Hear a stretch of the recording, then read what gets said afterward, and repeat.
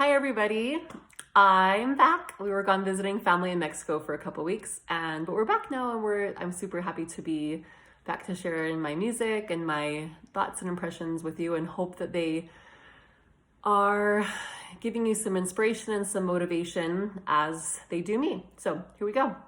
So I'd like to share with you today the idea that when we release control of how things go in our lives, we're actually open to receiving more blessings, which seems, at least for me, seems very counterintuitive to what the world teaches. You know, the world teaches work harder, try harder, do more.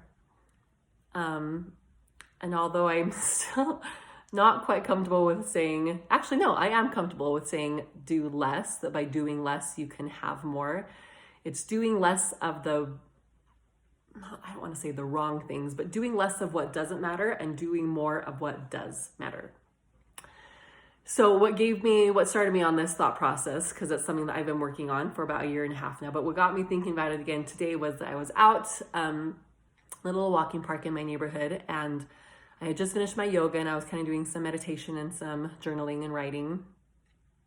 And I was watching this little butterfly, and it kind of flitted over by me and then flitted off and was just like going around the grass and everywhere. And there were no flowers for it to land on in the park. It was just grass and trees. It's beautiful. But all of a sudden I remembered, it made me think of consider the lilies. Consider the lilies of the field. They toil not, neither do they reap. And yet Solomon in all his glory was not arrayed as one of these. The Lord takes care of the lilies of the field. He takes care of the butterflies that are flying around. And this butterfly wasn't worried about interrupting me. It wasn't worried about what I was going to do or say, or if I was going to come and swat it. It wasn't worried about if it was landing on the right blade of grass. It didn't even seem worried about not having any flowers to go and do whatever butterflies do with flowers. They're not bees, so they don't get nectar. So I don't know. But it was just enjoying and flowing, just flitting around from one thing to the other. And when we can flow, when we can enjoy, when we can not worry about how everything's going to work out, when we can choose to trust instead, then beautiful and amazing things can happen. When we release control of everything that we don't have control over, which is spouses, kids, parents, jobs, bosses, boyfriends, school administration. There's a lot that we really don't have control over. The weather. The only thing that we actually have control over is ourselves, our own will, and what we choose to do. And I would like to invite you to think for a minute about what it is that you want. What do you truly desire? Because God has told us, whatsoever you desire, ye shall have. Problem is, most of us don't know what we desire. My mentor calls it, that's why we get in fights over nothing, because we don't know. When someone asks us what we want to do, when a spouse says, where do you want to go to dinner? And we say, I don't know. And they get upset because we won't just tell them what we want. But the problem is we really don't know what we want. But when we can start to get clear on what we do want out of life, and then ask for God's help, ask him what our part is, because we can't control everything. We can't control when and how it comes, or if it comes at all. But just asking God what our part is, what we do to help create that, and being open to all the possibilities that can come. This is super crazy, but I'm working on putting an event together. More news about that later. But I was praying to know who to ask to help me with this event, who to ask to present and perform with me. And I wasn't getting any clear answers. And I asked Heavenly Father, I prayed and asked Heavenly Father to bring up on my Facebook feed whoever it was that he wanted me to talk to about helping with this event. So I pull open my Facebook feed, and up at the very top is Donny Osmond.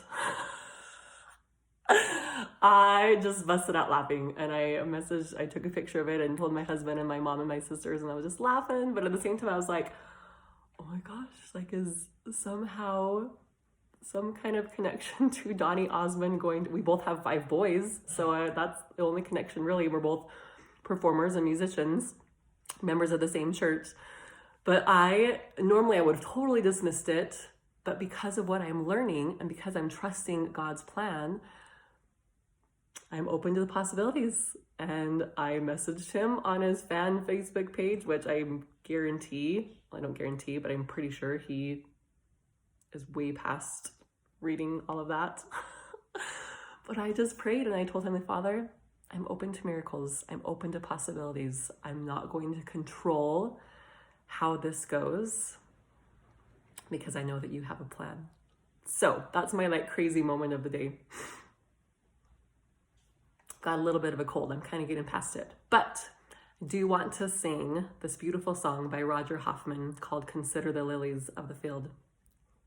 And the first time that this really, really struck home to me was in college when I was singing it in my college choir, Collegiate Singers, with Dr. Kevin Brower and a bunch of other amazing musicians. So the song is dedicated to them. And my invitation to you is to trust. Be like a lily.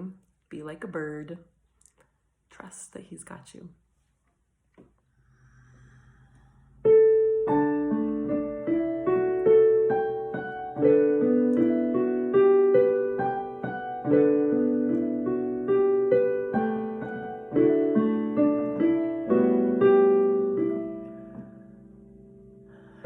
Consider the lilies of the field, how they grow.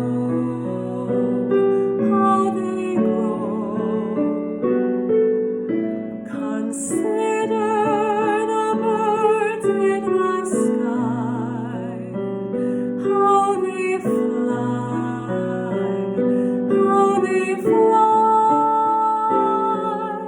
He clothes the lilies of the field.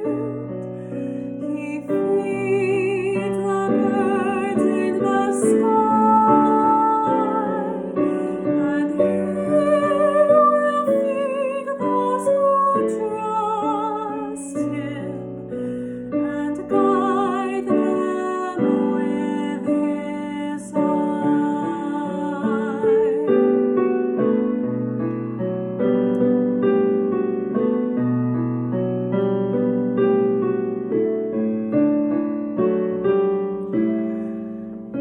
Consider the sheep of His fold, how they follow where He leads.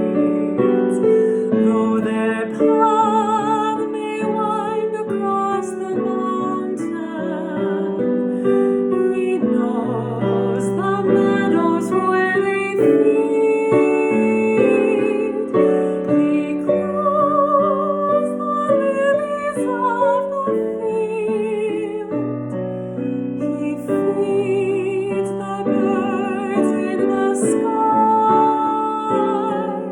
and He will feed those who trust Him and guide them with His eye.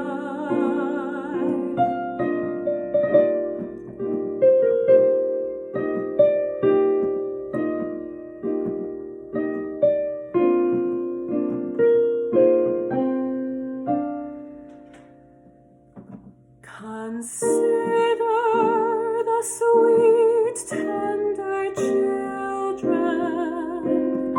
who must suffer on this earth.